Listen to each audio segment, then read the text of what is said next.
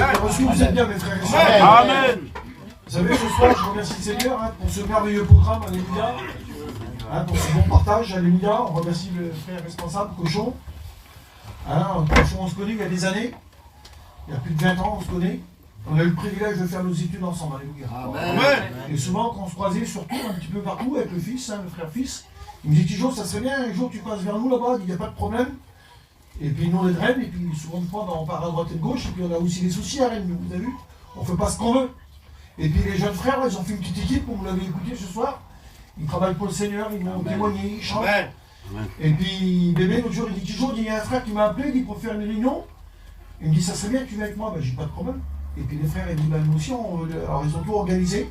Ils ont réservé l'hôtel. On s'est fait une petite équipe, on se régale, alléluia. Amen. Vous avez vu les témoignages ce soir? Dieu, Seigneur.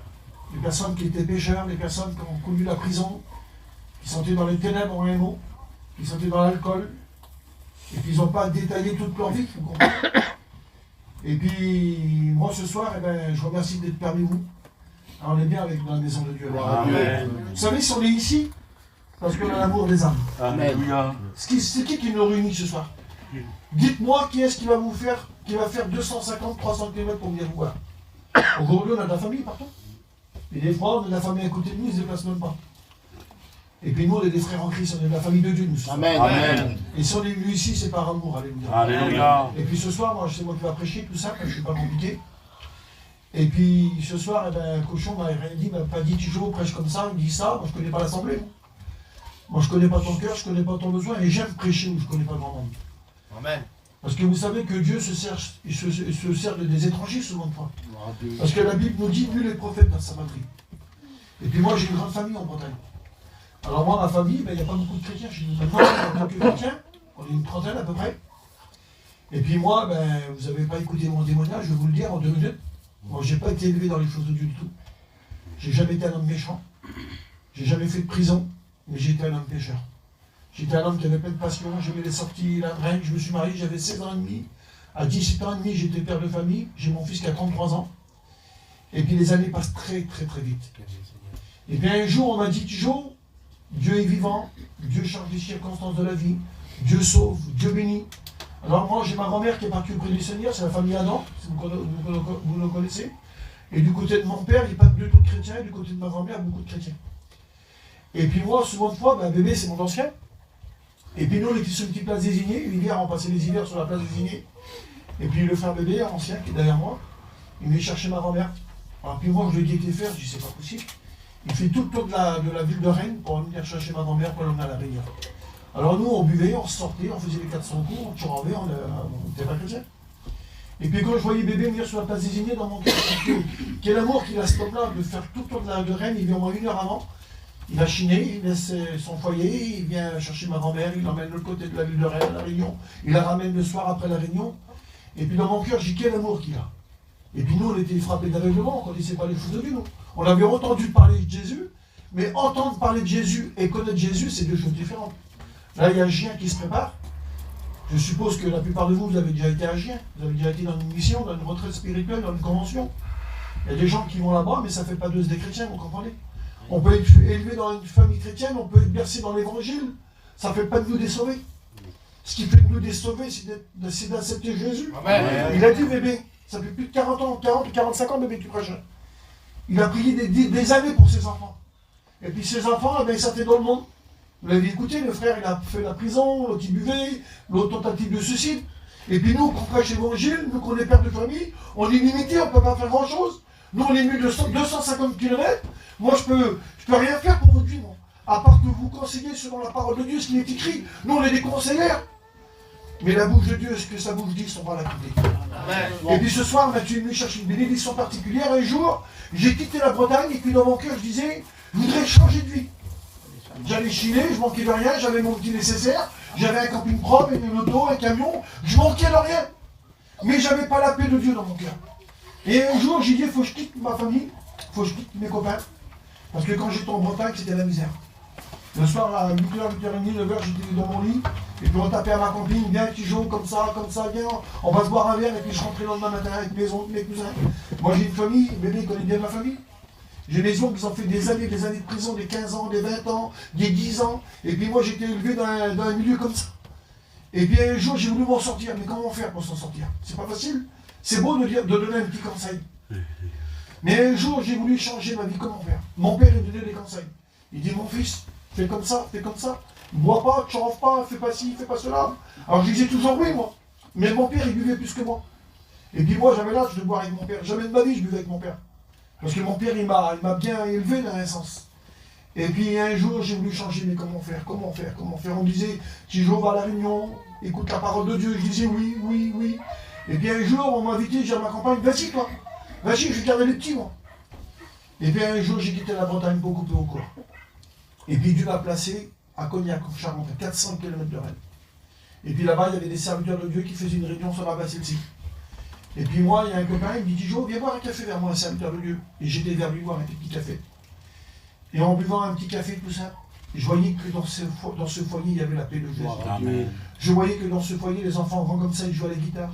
Les parents chantaient des cantiques. Ça l'a touché mon cœur. Amen. Alors ce soir, je m'excuse, je ne peux pas vous parler d'argent ou de travail, vous comprenez? J'avais tout pour être heureux. Mais il me manquait Jésus dans mon foyer. Et à travers eux, ce qu'ils n'avaient pas grand-chose, qui vivaient dans une simplicité terrible. Et je les enviais, ces gens-là, moi. Et puis dans mon cœur, je disais à ma femme, je dis, tu vois pas quelle beauté. L'homme, il chine les palettes, il répare quelques petites palettes. Il dit, Tijo, moi, je chine les palettes, il dit, du moment que je fais brouiller ma petite marmite, il dit, moi. Alors lui, il avait tout trouvé, il avait trouvé Jésus. Amen. Il avait tout trouvé, cet homme-là. Et puis moi, je manquais de rien, mais j'avais pas la paix dans mon foyer. Et puis j'avais pas cette espérance. Moi, je croyais qu'après la mort, c'était terminé. Mais je connaissais pas ce verset. Il est réservé à l'homme de mourir une seule fois, après le jugement, dont on droit passer l'éternité. Moi, je croyais qu'après la mort, c'était fini. Et un jour, on m'a prêché l'évangile, j'étais dans le fond de la salle. Et puis j'étais attentif. Et puis tout ce que le prédicateur prêchait, il dévoilait ma vie. La parole de Dieu a parlé à mon cœur. Amen. Et bien un jour, dans mon cœur, j'étais jaloux, pas jaloux, une mauvaise jalouserie. Mais dans mon cœur, j'avais un désir. Je voulais rencontrer Jésus. Alors moi, je suis un homme, je ne suis pas fan d'artiste, j'ai jamais été un fan d'un artiste. Un jour, il y avait un film de policiers, tous les ans, à Cognac, là-bas, c'était les radios qui venaient, des acteurs, et puis un jour, j'ai vu Johnny Hallyday de loin. J'ai vu plein d'acteurs. Alors on voit, souvent de fois, on essaie de voir des artistes, on en prend plein les yeux. Et puis moi, un jour, j'ai voulu voir qui était Jésus. Alors souvent de fois, on se déplace pour voir des acteurs, des radios qui chantent, vous comprenez? Je ne vais pas vous apprendre le nom ce soir. Et puis un jour, moi, je voulais savoir qui était Jésus. Et puis connaître Jésus, c'est connaître la vérité. Amen. Et un jour, je me suis approché de Dieu, vous savez comment? Avec mon intelligence. Alors j'étais un observateur, moi. Je guettais. Alors il y a des personnes qui sentaient remplies du Saint-Esprit. Et puis un jour, j'ai à ma femme, je dis, qu'est-ce qu'ils font là? Mais je ne connaissais pas, moi. Et elle me dit, ma femme, et puis elle m'expliquait, parce qu'elle a la réunion avant moi, elle m'a dit, Tijo, elle m'expliquait comme ça, comme ça. Et un jour, vous savez ce que j'ai fait? J'ai changé ma vision. Et dans mon cœur, je dis, Seigneur, je voudrais te rencontrer. Vous savez ce que j'ai fait? C'est tout ça une réunion. J'ai fermé les yeux. Le mot moi, je l'ai mis de côté. Je me suis humilié. Et dans mon cœur, je dis, Seigneur, fais-toi connaître dans mon cœur. Et la parole de Dieu nous dit, ce verset que je ne connaissais pas par cœur, mais la parole de Dieu nous dit, comme un malheureux crie l'Éternel. J'étais malheureux. Je manquais de rien, j'avais mon nécessaire, mais spirituellement, j'étais un pauvre malheureux. Je rentrais le soir à 6h, 8h du matin. Je rentrais chez moi, c'était la misère, je cassais mes affaires. J'étais un peu impulsif, un peu nerveux, je n'étais pas plus qu'un autre. Mais j'avais vous avez vu, voyageur en 2 minutes. Et puis un jour, j'ai rouvert mon cœur, j'ai dit, Seigneur, je voudrais t'accepter comme sauveur et maître. Mon père n'a pas pu changer ma vie. Mais j'ai toi, s'il te plaît, Jésus, change ma vie. Et puis la parole de Dieu nous dit, celui qui avoue délaisse obtient miséricorde. J'ai reconnu mon état de pécheur. Vous savez, Jésus ne s'impose pas, il propose.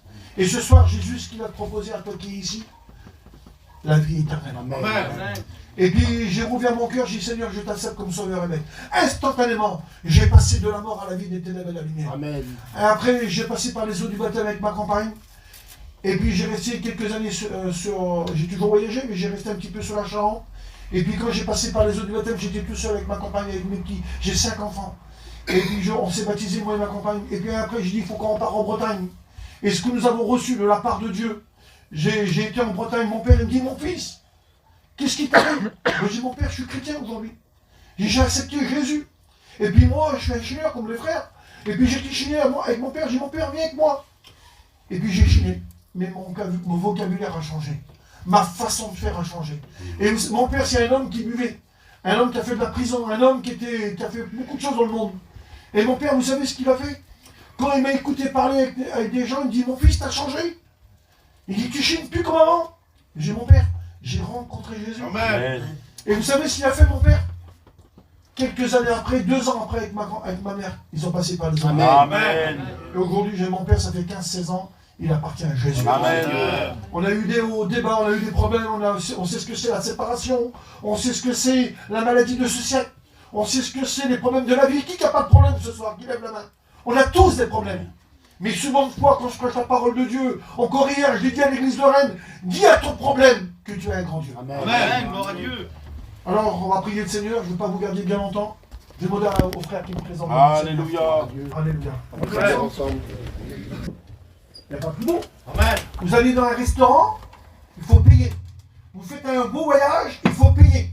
Vous allez dans un hôtel, il faut payer. Tout est payant aujourd'hui. Mais la chose aussi gratuite, c'est la parole de Dieu. Amen. Et nous, on l'a reçu gratuitement, il dit donnez gratuitement. Amen. Alors je me répète dans mes mots, on est à 250 km, mais ça ne nous regarde pas au kilomètre. Si on est là, je me répète, on est venu ici par amour. Amen. Mais il y a une personne qui est venue, qui s'est dérangée de son ciel de gloire. Il s'appelle Jésus. Amen. On ne peut pas le toucher, on ne peut pas le palper. Mais est-ce que vous croyez qu'il est au milieu de nous ce soir? Alléluia. Alors ce soir, on ne peut pas le toucher, on ne peut pas le palper. Mais lui, ce soir, si tu ouvres ton cœur, il peut toucher ton cœur. Amen. La Bible nous dit dans Luc 19, verset 10, car le Fils de l'homme est venu chercher et sauver celui qui est perdu. Je ne sais pas comment tu es venu dans la maison de Dieu. Ici, c'est la maison de miséricorde. La Bible nous dit que Jésus est venu chercher et sauver celui qui était perdu. Je ne sais pas comment tu es venu, jeune garçon, jeune fille, mon ami. Peut-être parmi nous ce soir, il y a des rétrogrades. Vous l'avez écouté, le frère est resté des années. Rétrograde.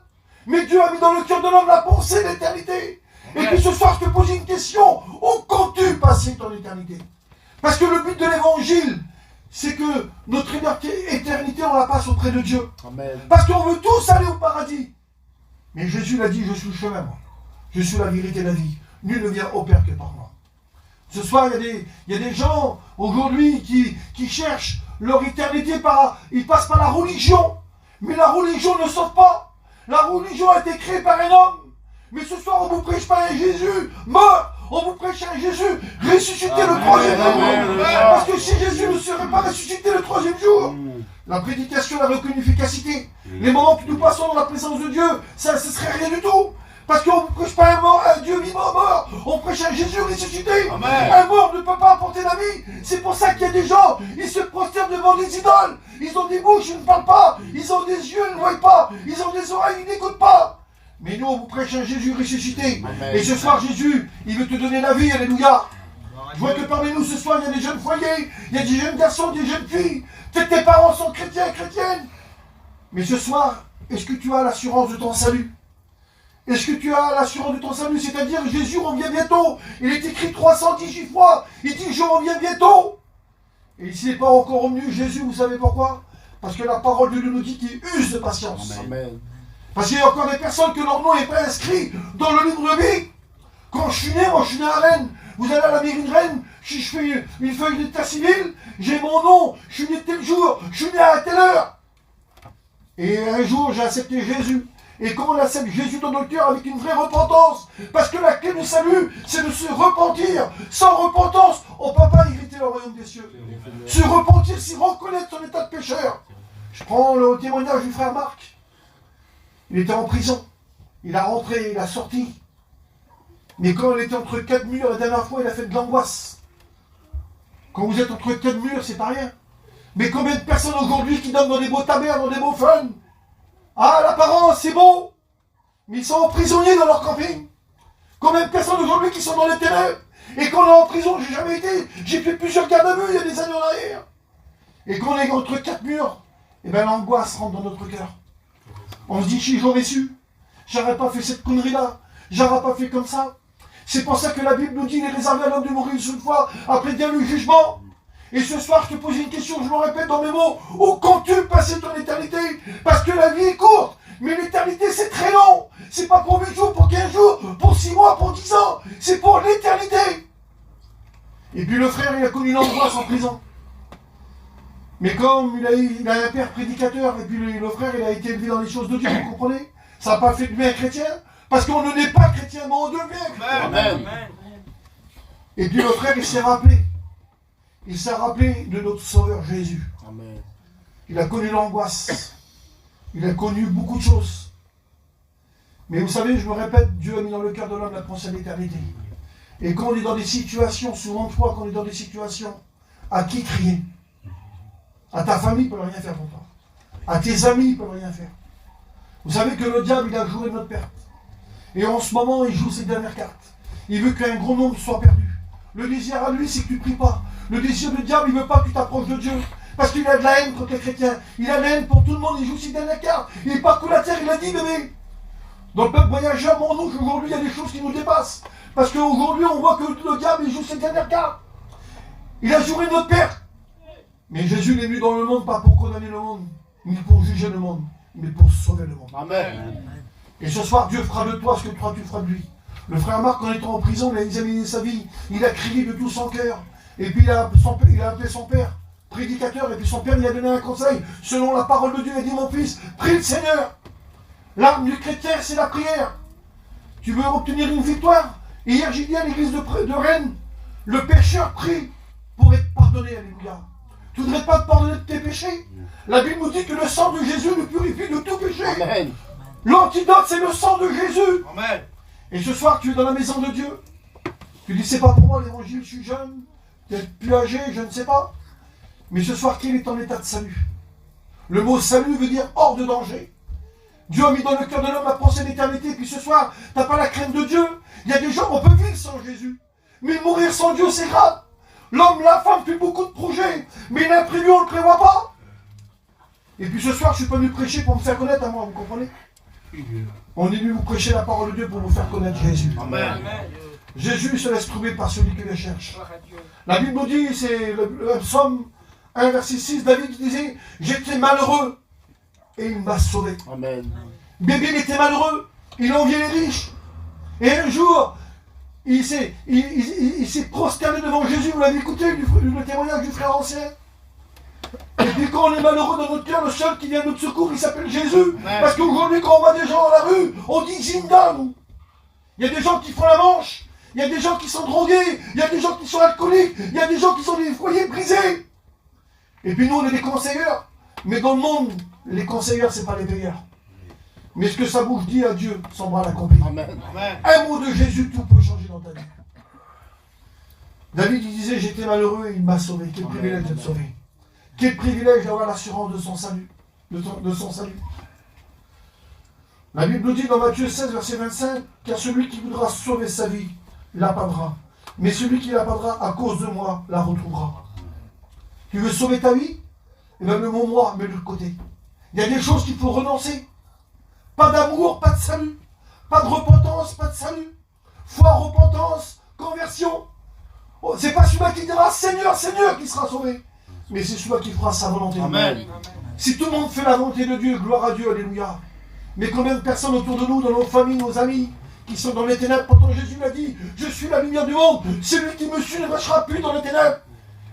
Kevin, qu'est-ce que tu regrettes d'être chrétien? Est-ce que tu regrettes d'être chrétien? Nos anciens de notre mission, 8 lumières, ils chantaient ce cantique. Si tu veux le vrai bonheur, laisse rentrer Jésus dans ton cœur. Amen. Combien de fois j'avais un chien? Va un chien pour changer ta camping. Là-bas, tu vas faire des affaires. Ou pour acheter un camion. Et puis nous, on allait par curiosité. Alors on allait, on achetait des petits CD. On faisait un peu de commerce. Mais quand on revenait chez nous en Bretagne, notre vie n'avait pas changé. Tu peux aller à la convention, tu peux aller à la mission, tu peux suivre une mission. Mais ce qui fera de toi un enfant de Dieu, c'est que tu reconnais ton état de péché. Amen. Ah, il est écrit 365 fois, n'aie pas peur. N'aie pas peur ce soir. Approche-toi de Dieu. Parce que souvent de fois, quand on est dans le monde, ah, c'est pas pour moi l'évangile. Souvent de fois, le doute s'installe dans notre cœur et puis on dit, mais c'est pas que j'ai peur, mais j'y arriverai pas parce que le doute s'installe. Mais le doute, faut le chasser au nom de Jésus. Amen. Et je sais que ce soir, on est pas mal de chrétiens. Alors je sais pas s'il faut évangéliser ou exhorter, moi. Mais ce soir, si tu reçois un mot dans ton cœur, un mot, eh ben tu peux repartir sauvé ce soir. Amen. La plus belle des réunions peut faire venir un enseignant, il n'y a pas de problème. Il aura la parole plus facile que moi. Moi, je parle un peu vite. je mélange les versets, je commence un peu les petits mots. Mais ce soir, parmi nous, il y a le Saint-Esprit. Et c'est lui qui peut convaincre ton cœur. Mais pour que le Saint-Esprit convainque ton cœur, il faut que tu rouvres ton cœur. Parce que l'évangile, c'est une histoire de cœur. Alléluia. Dont on doit passer l'éternité. Dans Jérémie 29, verset 11, il dit, je connais les projets que j'ai formés sur vous. Des projets de paix et non de malheur. Afin de vous donner un avenir et une espérance. Tout à l'heure, j'écoutais le frère Cochon qui témoignait. C'était un garçon qui était dans le monde. Qui aurait misé sur le frère Cochon? Personne. Mais Dieu ne s'en trompe pas, lui. Dieu ne fait pas toutes les choses. Il ne fait pas les choses à la moitié. Dieu fait les choses à la merveille. Amen. Qui aurait cru que Cochon, ce serait un prédicateur? Qui serait responsable d'une église? Qui aurait cru que moi, que les enfants à bébé, on aurait prêché l'évangile, le serviteur de Dieu? Personne n'aurait misé sur moi. Pas un euro. Et puis un jour, Dieu m'a appelé à prêcher sa parole. Amen. Mais j'y arriverai pas, moi. Je ne connais pas grand-chose, mais je connaissais le nécessaire. Je connaissais Jésus. Amen. Et vous savez comment on connaît Jésus? Ben, c'est une merveille. Moi qui vous prêche l'évangile, j'ai passé par des gros problèmes de la vie. Des gros soucis. J'ai ma femme, hein, je ne suis pas venu pour me plaindre. Problème de santé. J'ai un peu resté avec elle, elle est en miettes. Elle me dit toujours, va prêcher, va travailler pour Dieu, va travailler pour Dieu. Amen. Et puis aujourd'hui on est là. Quel privilège. Comme je vous ai dit tout à l'heure, on est ici par amour. Et bien ce soir, s'il y a une personne qui donne son cœur à Dieu, c'est une personne qui est partie loin de Dieu, que tu reviens à la bergerie, ben la parole de Dieu nous dit que le ciel va être en fait. Amen. Amen. Tu n'as pas marre des ténèbres. Tu n'as pas marre de marcher dans l'obscurité. Tu ne voudrais pas être affranchi. Tu ne voudrais pas être libre. Il dit, si vous êtes affranchi, vous serez réellement libre. Et puis quand on a accepté Jésus, et ben on est libre ce soir, on dort avec la paix de Dieu. Amen. Quand on se réveille avec la paix, c'est pas rien. Non. Tu peux avoir un lit en or 18 carats, 24 carats. Si tu n'as pas de sommeil, ça ne sert à rien du tout. Tu peux avoir une table qui fait 20 mètres. On peut te mettre du gros homard breton, on est de la Bretagne, nous. On sait ce que c'est un petit homard. On peut donner des tables de caviar. Mais si tu n'as pas d'appétit, ça ne sert strictement à rien. Mais comme tu as Jésus dans ton cœur. Amen. Des fois, on mange un petit bout de pain tout simple. Mais c'est pas rien avec la paix de Dieu. La Bible nous dit qu'il faut me manger un petit bout de pain tout simple qu'une maison avec plein de viande et des querelles. Vous avez vu aujourd'hui le diable qui fait un ravage. Mais la Bible nous dit que dans les derniers temps, ils apprendront le mal bien et le bien mal. Aujourd'hui, on a honte de parler du péché. Quel âge, il n'est pas à l'eau comme il parle, là. Mais il y a certaines personnes, ils n'ont pas honte de le faire, le péché. Et aujourd'hui, la parole de Dieu nous dit qu'aucun pécheur héritera le royaume des cieux. Mais Dieu aime le pécheur. Amen. Mais il a eu le péché. Parce que nous savons tous que le salaire du péché, c'est la mort. Mais il y a un don gratuit. C'est que tu as la vie éternelle. Amen. Mais pour avoir la vie éternelle, qu'est-ce qu'il faut faire dans Acte 3, verset 19? Il dit, repentez-vous, convertissez-vous, pour que vos péchés soient effacés. Amen. Alors, qu'est-ce que veut dire le mot repentance? Il y a 1 mois et demi, 2 mois, j'étais faire un petit bout de travail à Poitiers, et puis il y a dans une campagne, il y avait une réunion d'évangélisation, puis le frère, il a prêché sur la repentance. Et puis les gens, ils guettaient, et puis ils écoutaient la parole de Dieu, et puis c'était poussé par le Saint-Esprit. J'osais poser cette question. Je m'excuse, il faut vous poser une question avant que la réunion termine. Qu'est-ce que ça veut dire, toi, le mot repentance? Je dis, je sais pas. J'ai posé plusieurs questions à plusieurs personnes, sans les humilier, vous comprenez, mais pour leur faire comprendre. Qu'est-ce que ça veut dire, le mot repentance? Ils ne savaient pas. Et moi non plus, je ne le savais pas au début. Alors, je vais vous expliquer ce que c'est. Je sais, vous le savez, le mot repentance, ce que ça veut dire. Le mot repentance, ça veut dire un remords dans son cœur. C'est de faire un double tour sur son œuvre, de reconnaître son état de pécheur. Parce qu'il y a des gens aujourd'hui qui vont à la réunion, ils sont dans leur chaise, mais ils ne veulent pas se repentir, ils ne veulent pas délaisser leur ancienne vie. La Bible nous dit que nous avons un Dieu jaloux. On ne peut pas suivre 2 mètres à la fois. Alors aujourd'hui, qu'est-ce qu'il veut, le Seigneur? Il veut que tu avoues et tu délaisses et tu obtiens miséricorde. Amen, mais amen. Sans repentance, on ne peut pas hériter le royaume des cieux. On peut tromper le pasteur. On peut tromper la mission vie et lumière. Mais on ne peut pas tromper Dieu. Amen. Parce que la Bible nous dit que l'œil de Dieu parcourt la terre. Amen. Et ce soir, le petit troupeau que nous sommes, ce soir, je ne suis pas venu de reine pour vous juger, condamner. La parole de Dieu, c'est une parole d'amour. C'est une parole de salut. Alléluia. Et puis on peut tromper les hommes, mais on ne peut pas tromper Dieu. C'est pour ça que la parole nous dit que l'homme aura semé, le récoltera. Ce soir, tu ne voudrais pas avoir cette assurance. Tu ne voudrais pas avoir ton nom inscrit dans le livre de vie. Quelle espérance! Il dit, je ne vous ai pas mis des projets de malheur, je vais vous redire le verset. Jérémie 29, verset 11. Je connais les projets que j'ai formés sur vous, projets de paix et non de malheur. Le Seigneur, il a des projets de paix à te donner. Et pour avoir la paix, qu'est-ce qu'il faut avoir? Jésus dans son cœur. Amen. Tu peux avoir le plus beau camping, ça passe. La mode passe. Les campings changent, les camions changent, tout change autour de nous. Mais le seul qui ne change pas, il s'appelle comment? Jésus. Il est écrit dans Hébreux 13:8, il est toujours le même, hier, aujourd'hui, éternellement. Moi ce soir, je vous prêche la parole de Dieu tout ça, mais demain je peux changer, parce que je suis qu'un homme. C'est pour ça la Bible nous dit, malheur à l'homme qui se confie dans l'homme, mais il y a un mais aussi. Mais heureux l'homme qui se confie dans l'éternel. Tu passes par un désert, tu passes par un problème, un souci, confie-toi à Dieu, alléluia. Et puis il y a un homme dans la parole de Dieu, encore 5 minutes et on prie le Seigneur, alléluia. Il y a un homme qui était dans une situation terrible. Quand j'ai écouté les témoignages des frères, on se connaît, hein, on est de la famille. Ils étaient malheureux, aujourd'hui ils sont heureux. Pourquoi? Ils ont trouvé Jésus dans leur cœur. Et puis il y a un homme dans la parole de Dieu. C'est un lépreux. Dans Marc 1, verset 40. Et puis moi, j'ai jamais été en Inde, mais aujourd'hui, il y a beaucoup de lépreux en Inde. Parce que là-bas, ils n'ont pas la carte vitale comme nous, on l'a en France. Vous avez vu, aujourd'hui, on est malade, on prend la carte vitale en 2 minutes. Hein, on a des bons médecins en France. On est privilégiés. Il y a des gens qui viennent de l'étranger pour se faire soigner en France. Mais là, à l'époque, il y a 2000 ans en arrière, il n'y avait pas de carte vitale. Il y avait des gens qui sortaient dans des situations terribles. Et puis Jésus, lui, ému de compassion, Jésus qui allait, il se passait toujours quelque chose.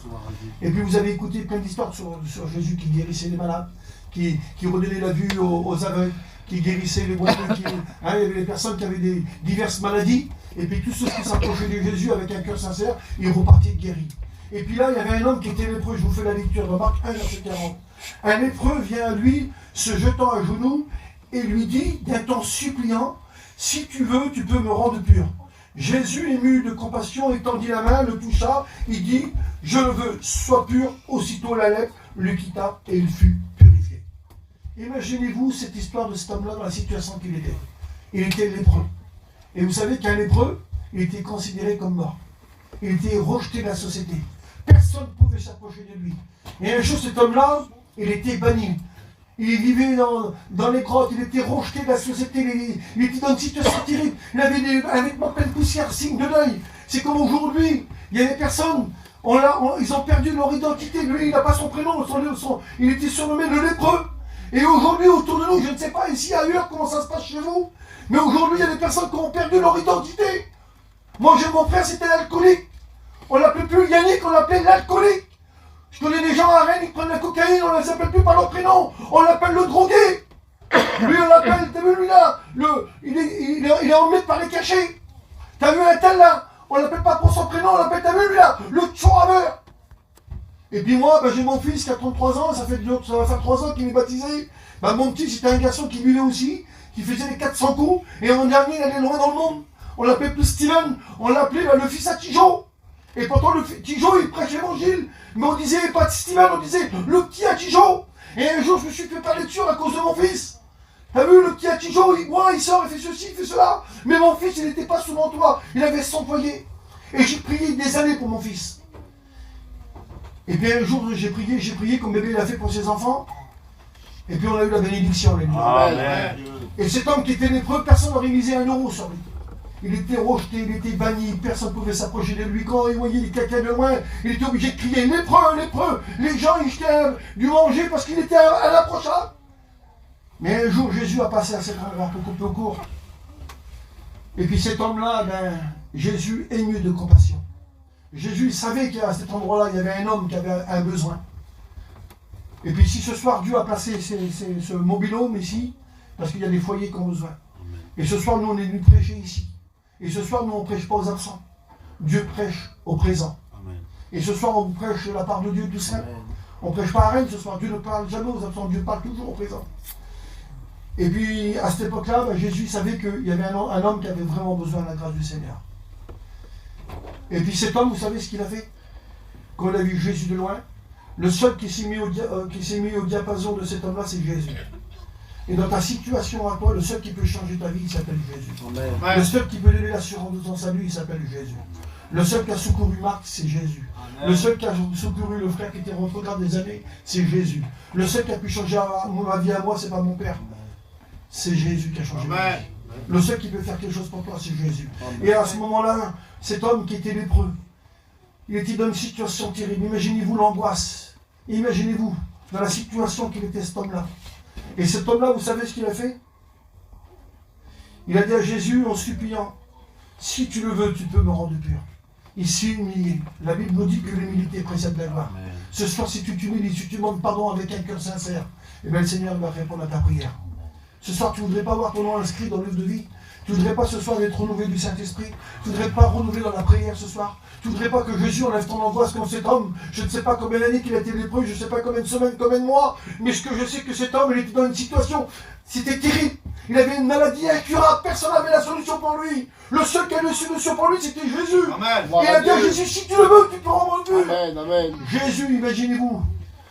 Il a dit, oui, je le veux, sois pur. Instantanément. Jésus a mis la main sur lui. Oui, je le veux, sois pur. Instantanément. La lèpre le quitta. Amen. Tu ne voudrais pas ce soir que ton fardeau, que Jésus, il prend ton fardeau, il prend ton problème, ta difficulté, ton souci. Et la Bible dit, si tu te vas à bout, tu te lèves sur ta miséricorde, parce que Jésus, lui, il prend ton fardeau, il les jette ton péché, il les jette dans les plus profondeurs de la mer, il ne s'en rappelle plus. Ce soir, tu peux devenir une nouvelle créature. Amen. Ce soir, tu ne voudrais pas passer de la mort à la vie, des ténèbres à la lumière. Un enfant de Dieu, qu'on accepte Jésus, on est des témoins. Et un témoin, qu'est-ce qu'il fait? On témoigne, alléluia. Et ce soir, vous avez écouté les témoignages des frères, vous ne les connaissez pas. Mais Dieu se sert de eux pour ta vie à toi. Et tu n'es pas jaloux spirituellement, tu ne voudrais pas avoir la paix, tu ne voudrais pas avoir l'assurance de ton salut.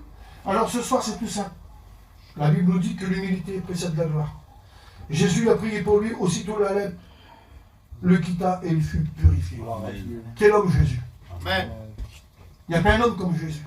Gloire à Dieu. Jésus a la solution à tous les problèmes. Amen. Alors ce soir, je trouve que j'ai assez parlé. Alléluia.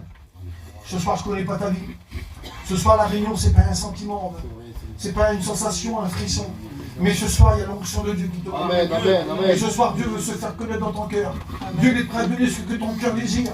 Alors ce soir, ce qui prime dans une vie chrétienne, c'est avoir l'assurance de son salut. Il faut mieux mourir jeune d'être sauvé que mourir à 100 ans et être perdu. Parce que l'éternité, c'est très long. C'est pas pour 8 jours. La Bible nous dit, il y a 2 endroits où passer l'éternité. Pour certaines personnes, il dira, le Seigneur, il y a 2 mois, je ne te connais pas. Pourtant, Seigneur, mon cousin, mon père, mon beau-frère, mais ce que tu veux. Il était prédicateur, il nous a prêché l'évangile, mais tu as vu, à cause de la telle, je ne pouvais pas m'approcher de Dieu. Mais la Bible nous dit que le salut est personnel. Alors ce soir, je voudrais que tu examines ta vie. Ce soir, le désir de Dieu, c'est qu'un grand nombre soit sauvé. Alors ce soir, faites-le pas pour moi, mais fais-le pour toi, alléluia. Nous, on va repartir chez nous demain. Mais toi, ce soir, comment tu vas repartir à la maison de Dieu? Tu vas repartir avec ton problème? Si tu avoues et tu délaisses, tu obtiens miséricorde. Je vais demander au frère Cochon qui prie le Seigneur pour la parole de Dieu, alléluia.